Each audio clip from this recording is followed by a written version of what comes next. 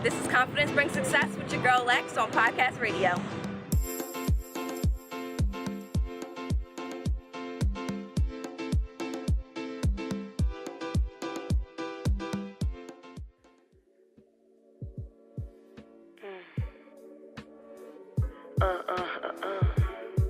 Okay, hello. How are you, Lyonzo? Doing great.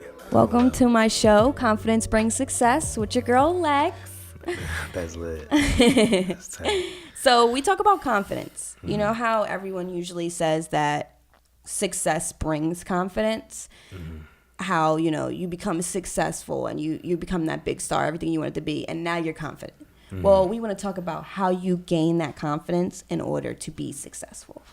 So how do you get that confidence in order to make that GlblVllg, that jam session that you have and you started? What is that? Let's talk about that a little bit more. What is the jam session GlblVllg? So GlblVllg is a company. The Village Jam is an event. Okay. So GlblVllg is an entertainment and wellness company. Okay. Right?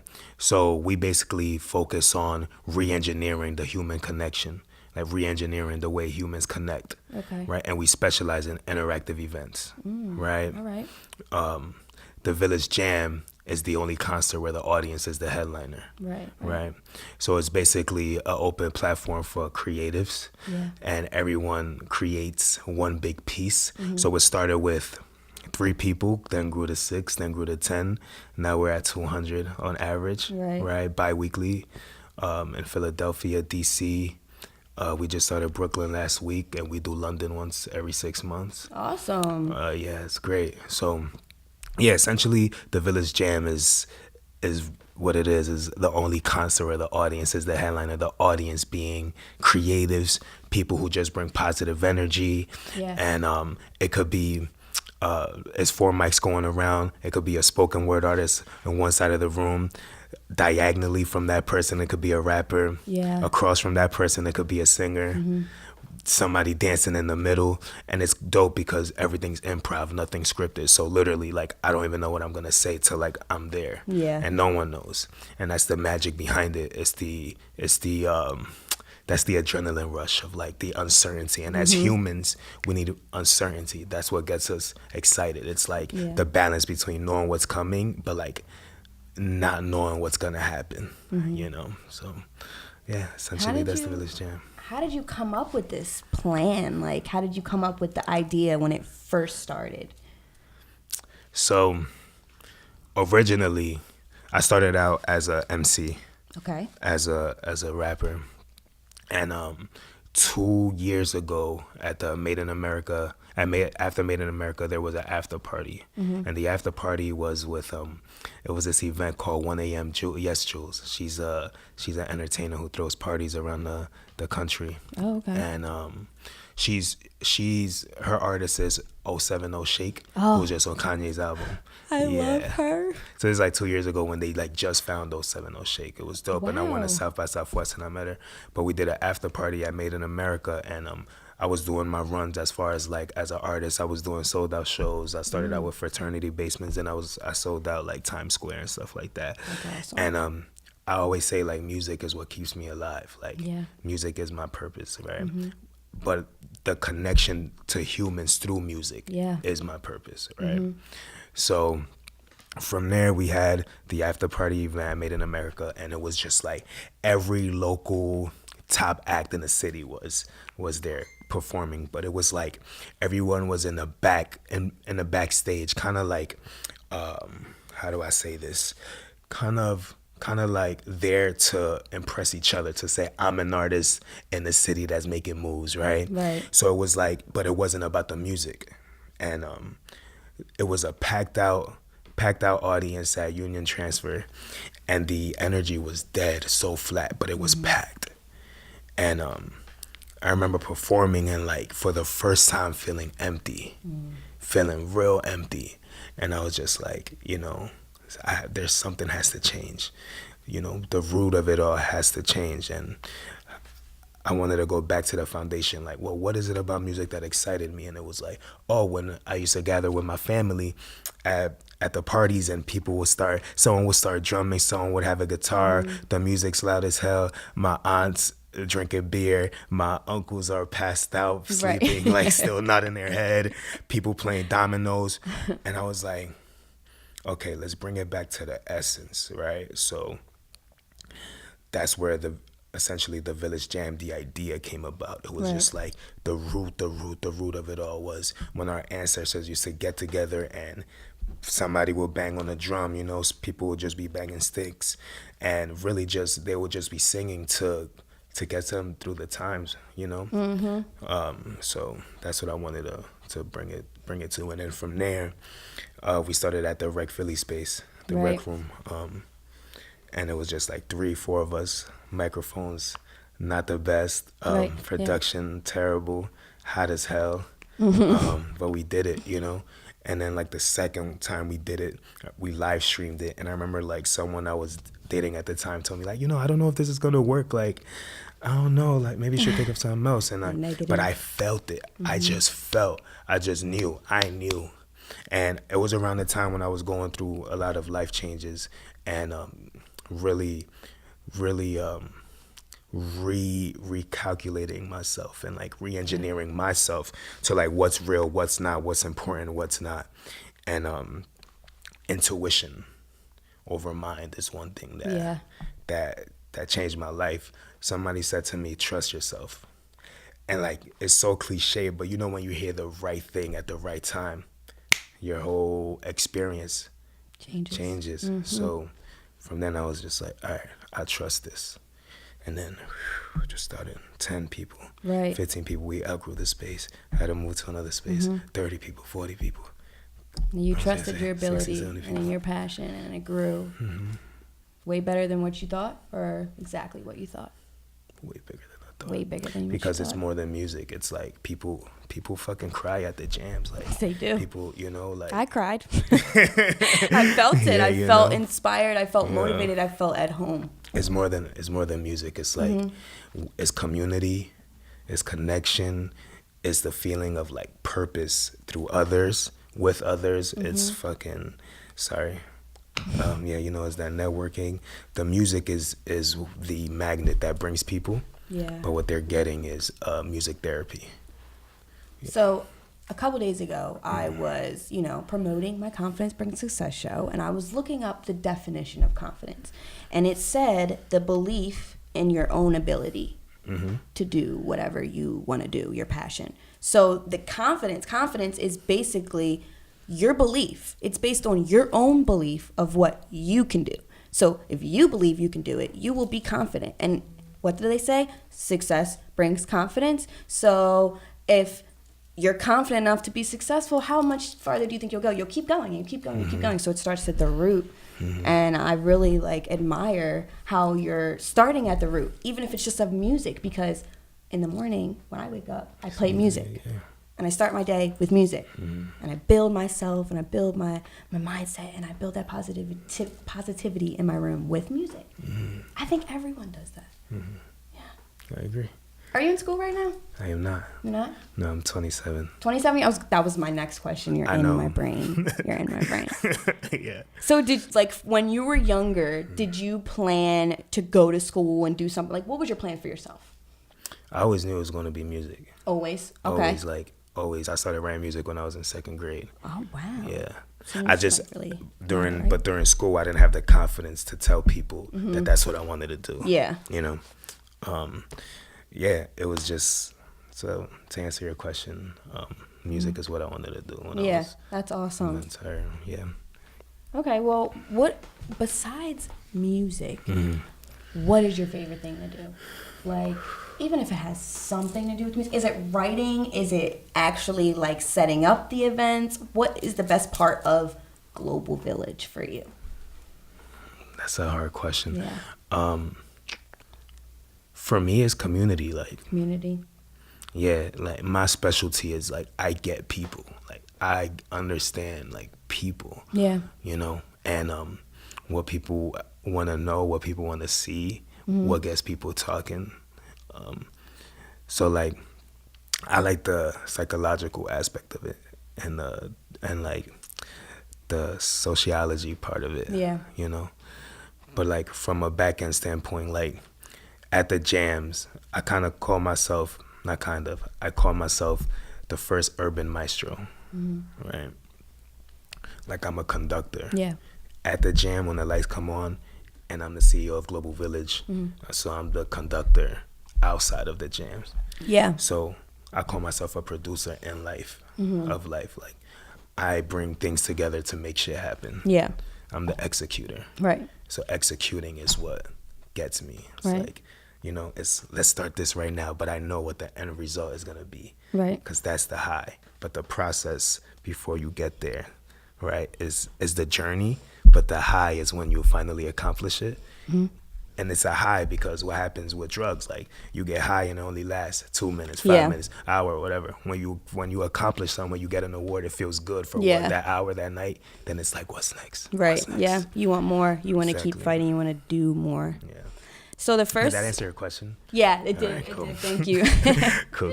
The first episode that I did, I'm gonna tell you about the couple episodes that I did over time. So the first episode, I talked basically about school stuff. So if you're in school and you have confidence about talking to your teacher, talking about things where you lack confidence, that's what I talked about. And I talked about how we're going to utilize our stuff in school to help us build that confidence. And then my second episode was, what do you mean by stuff in school? Like say you want to utilize your teacher. You want to utilize your resources, your little things like your printer or the groups or things like that. Utilize what you have to help build yourself up and make yourself everything that you dreamed of being, because if you're going to school and you're spending hundreds of $1,000s on that, you're going to want to use the stuff that they're offering, Yeah, if you understand that. Yeah. At that point. Because when I was in school, I didn't get that. You didn't? No, I didn't go to class. I went to my friend's dorm room and I would record music. Oh, okay. So like I was in school for the networking, but more of like I found what I wanted to do. Right. Outside of the classroom. Right, yeah. So it's like, and then some schools aren't good at letting the students know what they have at their disposal, Yeah, very true. So like, and of course you could say it's up to the student to get that, but it's hard when like it's their first time fucking in control of their own life. Yep, so. It is. And that's what I really want to talk about today, is getting things done. What you talked about is that's how you build your confidence, is by getting it done. That's your high, that's your drug. That's what we're talking about today, building confidence by actually getting it done, because you are a perfect example of that. You are CEO of GlblVllg and you got that done. Yeah. And it's not even done, it's still going. It's still improving, it's still growing. Right. So, right. Yeah, we're not even nowhere near the surface. Nowhere near. I say we're still on step one. I feel it. I feel the growth, the empowerment that you give to people, because I feel it. I go there and, my show's about confidence. So I try to find, every point in my life where I can build confidence in the best way. Because as a woman, I lack confidence at times. There's a lot of things on social media that make me question myself, that make me second guess myself and how I should look or what I should be doing, where I should be in life. So I question myself and my process and my abilities and my capabilities and my passions. I question it all. So that's why I started this show, is to be able to talk about the things that you question and be able to overcome, your self-doubts and, just do everything that you're doing. Right. Be confident, be successful, your own definition of successful, not the society standards. Right. Yeah. Right. But and it starts from the root of understanding that, being aware that success, society made up what success means in the general public, but to be aware that it's been created, and I think that's the root. You have to start. Confidence starts from awareness. Yep. Self-awareness, because self-awareness brings awareness of what's happening around you. So when you understand what's happening around you, then you could like decipher like, oh, this is incorrect, or this is just for this person. This is that way because it is. This is that way because of that, instead of just looking at things like they're happening and they're just moving. So that's why I say it's important to know that life doesn't happen to you. You make life happen. Yeah. And you see the difference when people are like, damn, this person fucking did this and da-da-da-da-da, and my mom did-da-da-da, and da-da-da-da-da, and it's like, once you understand that, like, every single person is living their own experience, and when you cross paths on this journey, sometimes they'll take their experience out on you, but like once you just get that just comes from a collective of all the things that they've been going through in their experience, and just everyone and just things and like trees and everything is just like everything's going through their own experience. And when you cross paths, just understanding that like your experience is crossing paths with theirs, then you get to decide where you want to go. Yeah. That's a good way to look at life, honestly. Like, there's been a lot of times where, I'll be talking to people, even at work, simple things like conversations at work, and somebody will be, negative about something that a customer has done, or the situation, or, oh, it's hot in here, or stuff, little things like that.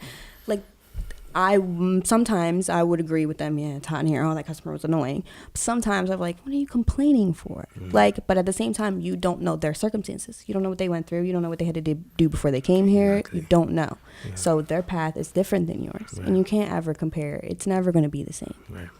So what I want to talk about was your team. Your team that helps you get to where you are. Let's talk about them. Let's give them some shout outs. Who's a part of your team? So we have a 15-person team. All right. So, all right. Let's name them. So my co-founders are Raph Jones. He's my CFO co-founder, and then Miyako is our creative officer. He's the other co-founder. Our administrative assistant is Ashley Byers. Ashley, I met her. Yeah, you met Ash. Our media team is Adam Carson, Matt McMurphy. We call him Mars. So sometimes everyone in the village has a name, has a different name. Has a nickname. Then we have our events section, and that's Rose Golden. That's Victoria. I forget her last name. Going from the events to so I did my co-founders, assistant, events, social media. We have Brissa, we have Kobe. Then going into our team is big. You have a big team. Yeah, we have a pretty big team. Damn, but see, this is why I don't like doing names. It's okay. Because if I forget somebody, they're going to No, hear this, I understand. They're going to be like, dang, oh, no, I can't forget Yazzie. All right. Yazzie Mojo. Yazzie Mojo. She gonna kick my ass.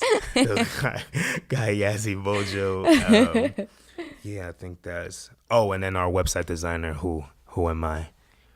All right. Yeah. Awesome. So how did you find your team? Did I forget anybody? And Pablo, the head of our writing team. Don't feel offended if he forgot you guys. Yeah. All right. I love y'all. I love y'all. Come on. Just let them know. See how they set me up? I should have answered that differently. All right, It's okay. Go ahead. So how did you find your team? Like when you were beginning it and you were your MC self, how did you find... So you know how you're thinking about it, and your girlfriend or your past girlfriend, she was like, no, I don't think it's a good idea. How did you find people that thought it was a good idea? Someone I was dating. Someone you were dating? Yeah, not girlfriend. Sorry. It's important. I'm sorry. It's important. I think that's another conversation, though. Okay. But so your question was, how did I find... Like your team? How did you find... Because that person that you were dating wasn't that person that was very supportive. So how did you go around and find the people that were willing to help you and could do exactly what you needed them to do for you?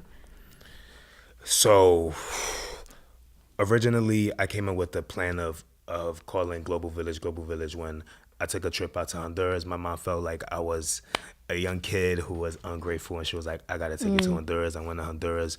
I saw kids in the village running without shoes. I have family members who live in houses. When it rains, they pull a tarp over their house, and it was like a real culture shock. And I was like, whoa. I understood the opportunity that I have here in America. Right. You know?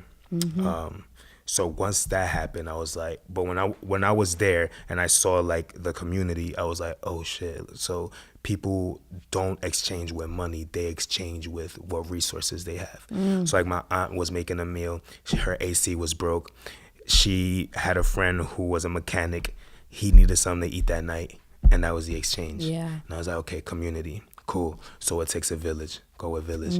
Came back to the States. I had a friend. One was from India. The other was from Dominican Republic. And I was telling them about what I just experienced in Honduras. And they're like, it's the same thing in my country. And I was like, GlblVllg. So that's where the concept GlblVllg came from. Fast forward, I meet Miyako one day. He's in my studio. He's this kid in the corner. He's not saying anything while there's a group of artists talking about what they do. And I'm like, there's something about him. I got to meet him. So I met him. I showed him my music at the time. He showed me his. We swapped headphones. We're like, you're dope, you're dope. Cool. We set up a meeting. The next time we met, Miyako was late. He was in traffic, and I had a session at 5. So we had a meeting at 4.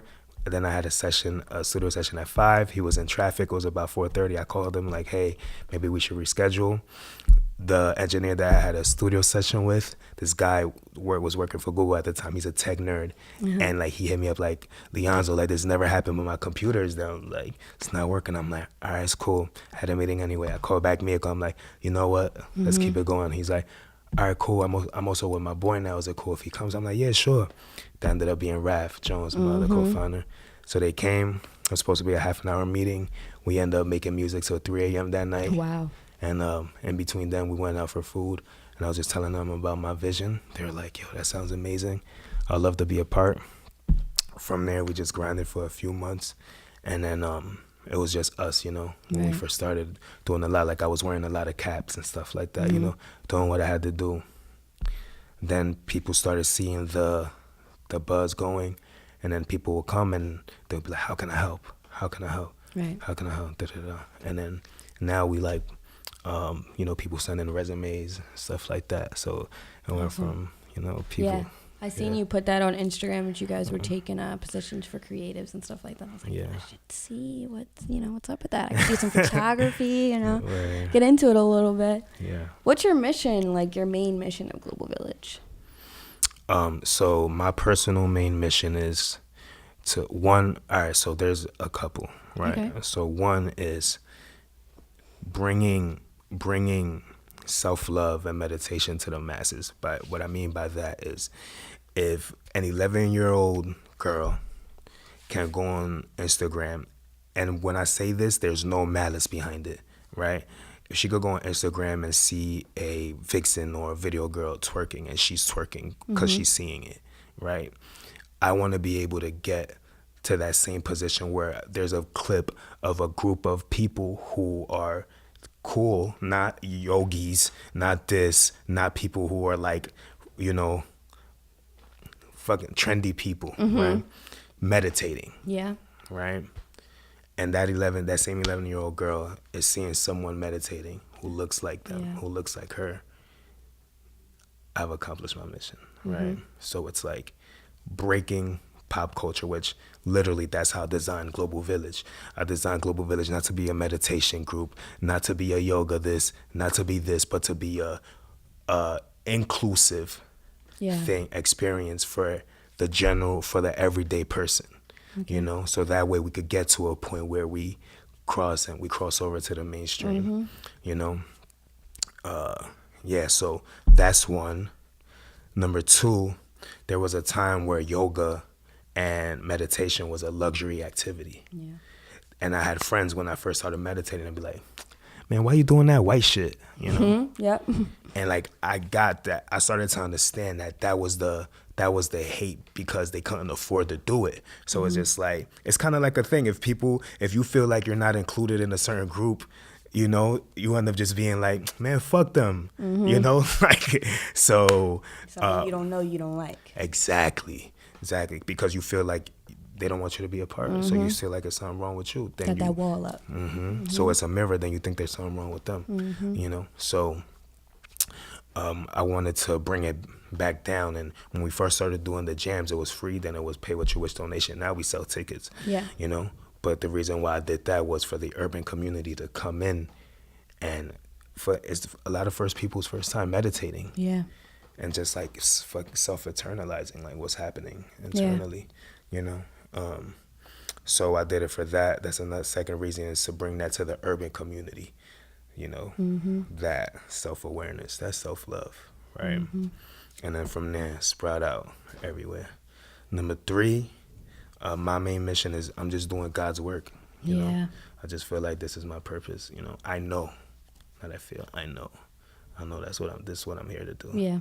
You know, so I'm just here to do it to the fullest, whatever it takes, and get to where I need to get. Get it done. Get it done. Get it done. Get it done. Whatever that takes. Lack of sleep.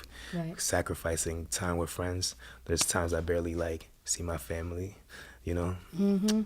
But like times like Friday, a sold out 500-person show. Yeah. Times like the night before, Brooklyn. Times like the Thursday before, a sold out night in Philly. You know.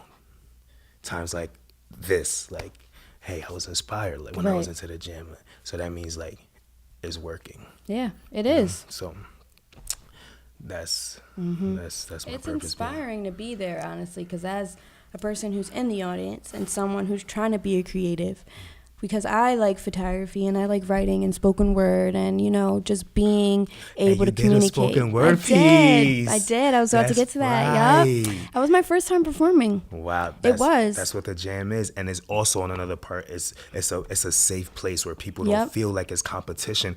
So it's a lot of people's first time singing, dancing, rapping, doing poetry in front of a lot of fucking people. Yeah, it's an audience. Right? It's an audience. And usually like people will be like, nah, I don't want to do it in a big group. Yeah. But for some reason, it's like they're in a big group, and that's when they feel like I can do it. Like, I've been going to Temple for 2 years.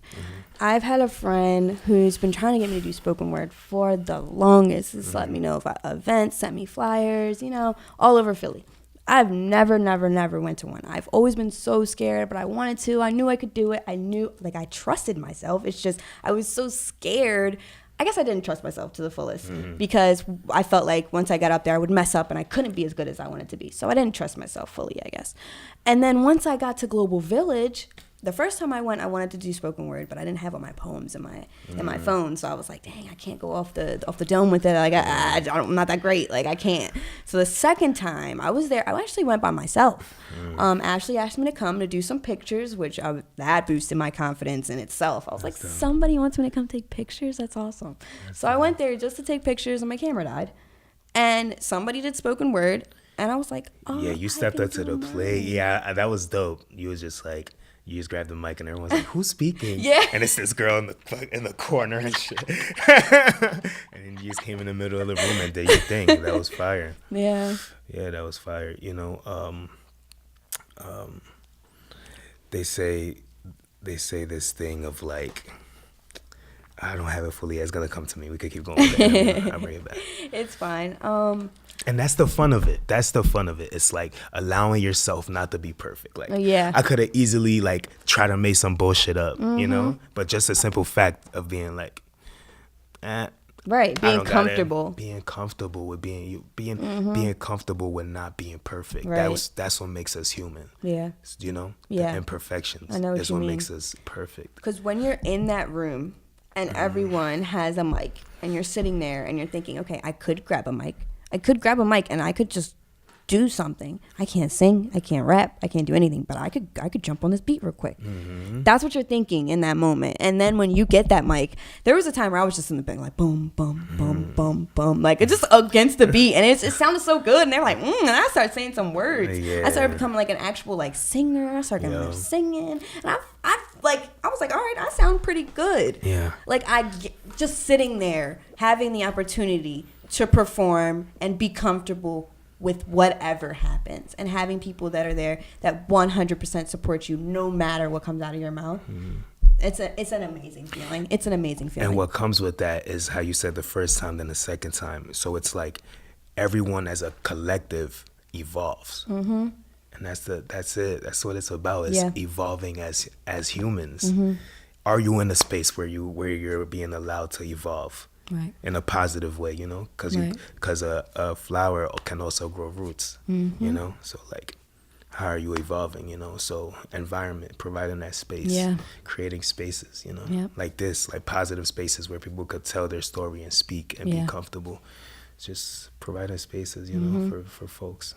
Because we're all the same. We're all humans. We all go through it one way or another. You know, we go through it in different ways, but we all go through it. You know, we're all scared. We're all nervous. We all lack confidence at times. So that's what we're here for. We're here to empower each other, to help build each other. That's why I brought you here today. Because you're like a figure for empowerment. I appreciate you really are. I appreciate that. For building confidence. That's what GlblVllg is. Confidence, yes. Yeah. What does confidence mean to you? Question for me. Okay. But yeah, confidence to me means believing in yourself, believing in everything that you can do. Don't let your confidence be determined by anyone else. Don't let the way someone looks at you determine your confidence. Don't let, societal standards of what you should or should not wear or what you should and should not look like base your confidence. I mean, that's what confidence is to me. And I struggle with that every day. Every day I struggle. I don't know. I honestly think it's because, one, I'm a girl. So I think about, should I look like a girl or can I dress like a guy today? You know what I mean? Like there's issues that go through girls' heads that they deal with, and they think that they got to look all prim and proper, and there's societal standards of girls. You think you got to have your nails done and all these bracelets and look cute, and your hair has to be slicked back, and there's things sometimes I can't afford to get my nails done all the time. I can't, and I don't, because I'm just going to get messed up anyway. But then I see girls with their nails done and I'm like, should I have my nails done? That's cute, Right. So I struggle with that every day. Just not focusing on the next person, focusing on me and building the confidence within me. That's it, because it starts from the root. Yep. It all starts with you. Back to the basics for new beginnings. Yep. To the root. Wasn't that the last GlblVllg? Back to the roots. Back to the roots, yep. Yeah, hell yeah. So I know sometimes this is another spot where I lack confidence. So I'm in school and I try to work on everything that I'm doing in school, and I look at other people on social media. God, I hate social media, but we love it at the same time, right? It's great. It's great. It's fucking great. I think it's great.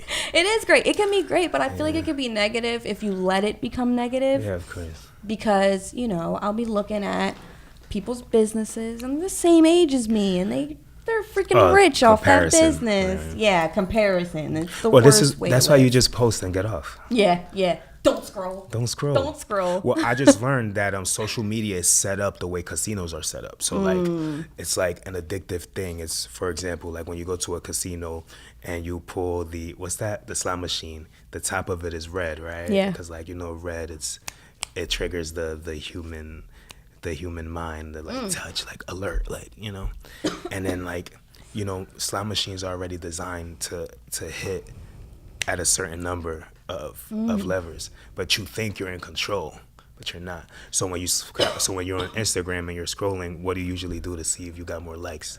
You slot, you pull it up and let it refresh. You pull it up and let it refresh. Pull it up and let it refresh. So it's designed in the same way. So it's but when you take that same aspect and be the same concept of it's already what the likes are gonna come when they come. You're not in control of them. Yeah. But to think that every time you refresh, a new like might come, it's fucking genius. But it's but to know that's what's happening. Be aware. Be aware. Yeah, be aware. Yeah, Knowledge but social is media is power. great. Yeah. If it wasn't for social media, we probably wouldn't be here. Yeah, no, honestly, me and my producer back there, editor, Riss, we're talking about that earlier. We were talking about the power of social media and, how it gets us to where we are today. And we were talking about how people used to have to actually go out and hand out flyers, and we don't have to do that. We don't have to do that. Yeah. So that's really, that's a good thing about social media. That's one of the good things. Shouts to social media. Yeah.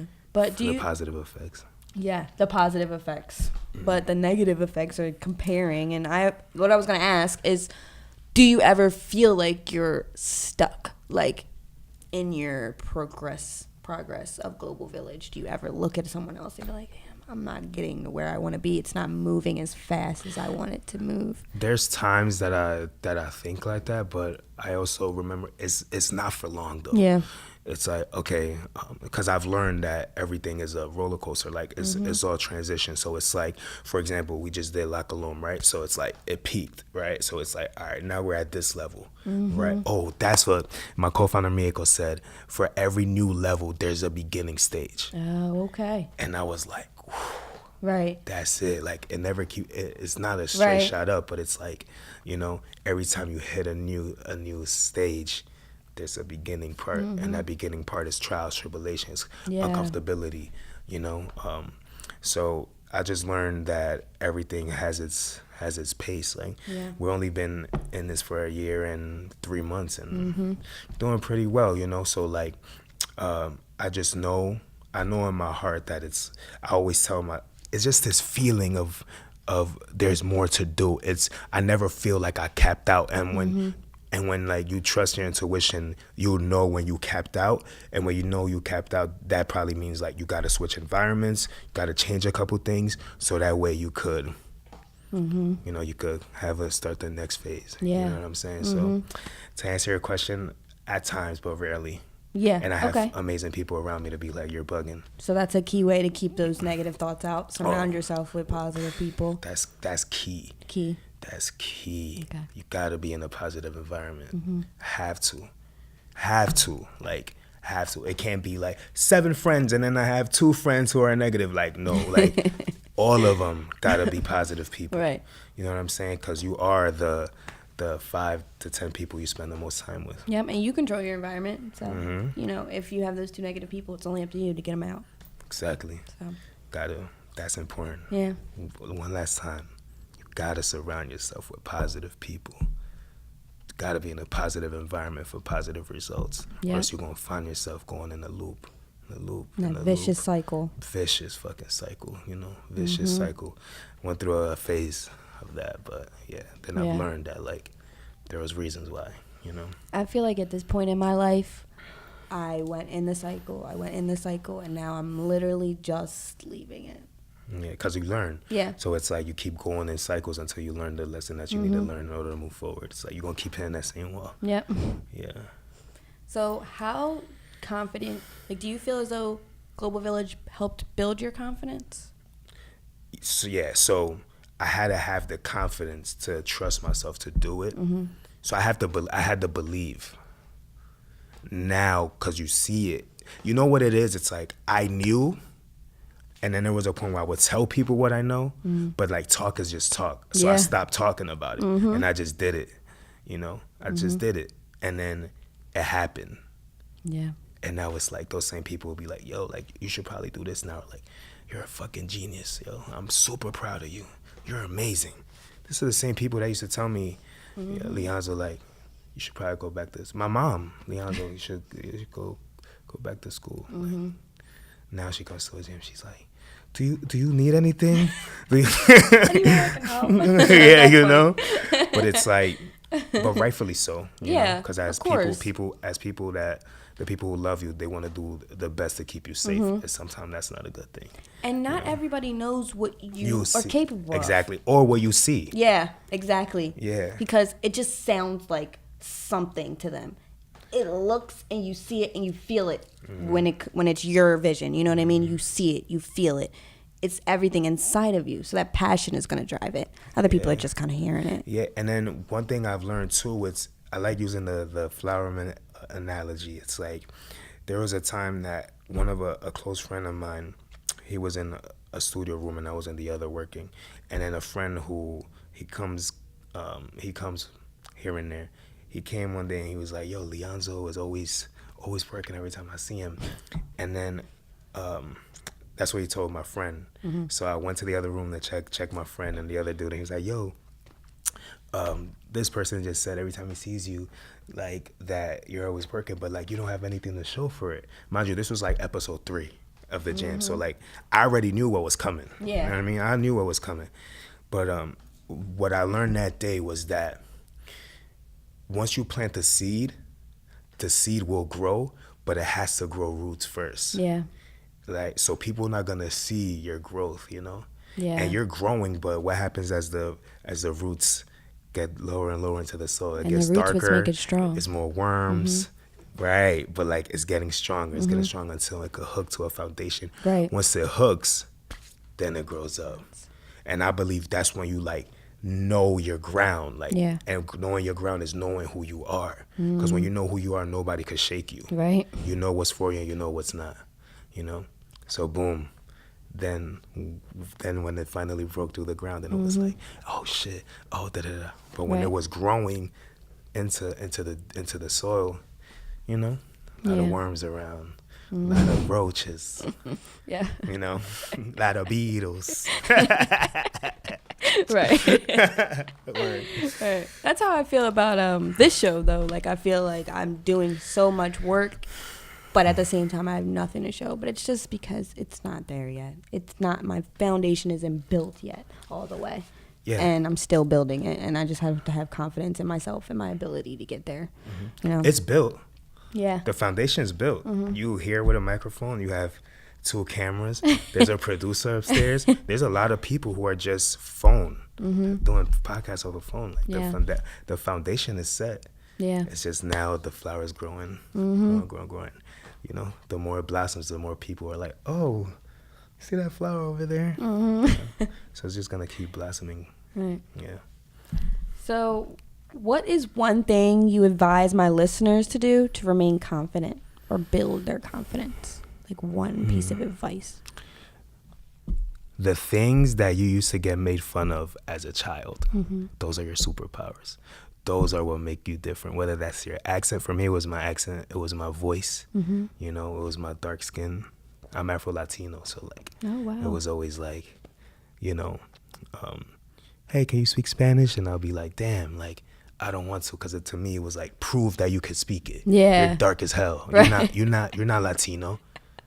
Wow, people are. You know, so, but that was once I understood that that's what makes me me. Yeah.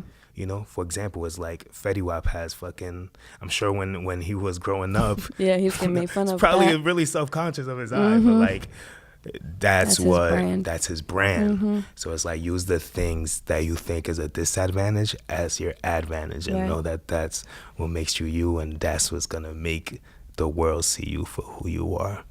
You know, you can't hide your truths. Right. You know. I actually, when I was younger, I didn't go to kindergarten. I don't know why. I think something happened where as though the daycare that I went to was qualified to be a kindergarten. So I could skip kindergarten. But that wasn't good for me because when I went to first grade, I couldn't read. So I didn't know how to read in first grade. Everyone around me was reading and I could not read. Everyone was getting sent home with flashcards and I could not read them. So I had to stay after school with Mrs. Gary. I will never forget her because this woman taught me how to read. Shout out to Mrs. Gary. Shout out to Mrs. Gary. Mrs. Gary, if you listening, shouts to you. For real. I stayed after school with her every day, and this woman taught me how to read, and now I love to read. I do spoken word. I write. It's my brand. Right. Writing. Right. It's crazy, right? Yeah. It's crazy how things come full circle. Right. That's a great piece of advice. I appreciate that. Absolutely. Yeah. Thank you for coming in here today with me. You. It was awesome. Great vibes. Great confidence builder. Right. Everything that you said. Everything that you talked about that you've done. And I'm going to the Global Jam tonight, so that's also a confidence builder. Episode 38, 39, one of those. They went from 3 episodes he was talking about to 38. In Philly. Yeah, that's crazy. Yeah, it's love. That's awesome. It's dope. So let's tell everyone your Instagram name so they know. So you could follow GlblVllg on all social platforms at GlblVllg, and that's GlblVllg without the vowels because there's no I in village. Right. So one more time, that's GlblVllg. You could also go to GlblVllg.com. Me personally, you could follow me on every platform on Lyonzo's Village, and that's Lyonzo Village. Spelled the way it's supposed to be spelled. With the vowels. with the vowels. Okay. Well, thank you. Now I'm going to leave you with some spoken word. That's tight. Yeah. That's unique. Yeah. That's dope. Okay, cool. All right, here we go. See, I've realized something. As the years go on, my poems become less about heartbreak and more about what gives me headaches. Like all the money I make, and as soon as it hits Saturday, there's none left in my bank. Like my house smelling like a zoo because I got 3 cats and a dog, and I'm not sure what to do. Like what my next podcast is going to be about in school and tests and textbooks. That shit stresses me out. Less about what he made me feel and all the tears I shed because I thought that shit was real. Maybe it's because I stopped focusing on finding love, realizing that only I can make me happy. And if I can't, then how the fuck can I expect that he can? I learned to stand on my own, no matter what I was shown. I'm learning that I deserve so much more. Maybe it's because I learned that for what I want in life, I got to fight for, work for. And no, I'm not talking about a man. I'm talking about work that don't feel like work, girl. It's my turn. So get out my way. Today is the day that heartbreaks stop and hard work starts. Today is the day I say I'm living life my way. Thank you. Wow, that was dope. Are you still? Or is it still recording? Yes. So going off, one last thing that I gotta say, and one thing that I've learned is, when you switch things from being about you to the world, so like when your purpose becomes about the world and helping others, when you become a servant to the world, that's when the universe starts working for you, because now it's going through you. Now you're becoming a vessel. You're becoming part of the ecosystem. It doesn't stop with you. So it's like everything goes and returns, everything goes and returns. So it's like going back to what you said, like, what is your goal? My goal is to be the ultimate servant with maximum influence. Yeah, I'm gonna leave it there. Yeah. Boom. Well, thank you. This is Confidence Brings Success with your girl Lex. Have a great day, guys. We out.